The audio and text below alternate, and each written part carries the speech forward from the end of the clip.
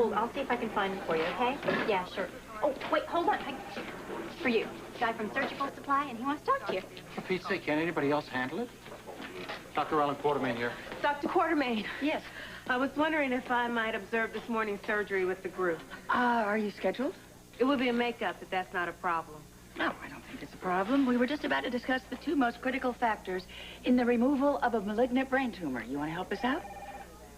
Look, less Wide tumor. access bleeding. Very good answers. And what artery do we pay the most attention to? I know that. Middle cerebral. Good. Okay, now what is the very first step in this surgery? Now think about it for a minute. The first step.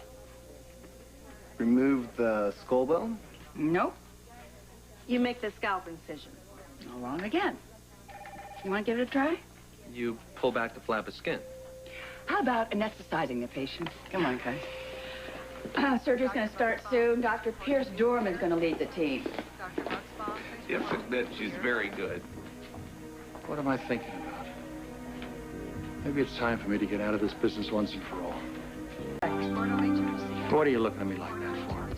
I'm fed up with the hospital and everything that goes along with it. Yeah, you sort of gave me that impression. It happens. Nothing lasts forever. I agree. Why don't you just go away, you know? What are you going to do, be an executive at EOQ? That's a great idea.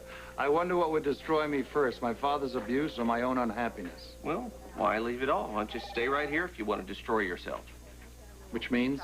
You have the chance to function as a surgeon again, and you're afraid. Tony, it has been so many years since I've had a scalpel in my hand. You just saw those kids with Monica. How am I going to compete with them? Easily, I'd say. They didn't know you're supposed to anesthetize a patient before you do brain surgery. Look, I know what you're trying to do, and I appreciate it. And if you want to know the truth, I was really considering having the surgery, but I ran into a brick wall by the name of Pierce Dorman. And I'll be damned if I'm going to put myself in that man's care. But he's the guy. I'm just saying, reconsider. That's all. Tony, you will be pleased to know that I have taken your suggestion and I'm going to go ahead with the surgery. Don't let it go to your head. And what made you see the light? Your argument was stronger than mine. Although I must tell you, I've got a real problem still with that pompous ass who's going to do the surgery. Just keep in mind, he's a fine surgeon. He's one of the few qualified to make the repairs. I'll remember that. Dorman is just a means to an end, okay? Use him within a professional context. You don't have to invite him home for dinner.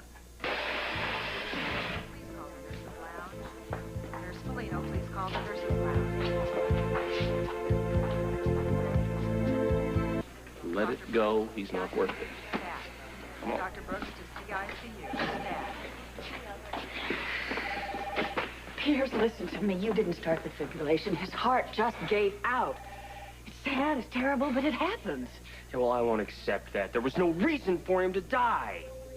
The man had an advanced malignancy of the brain.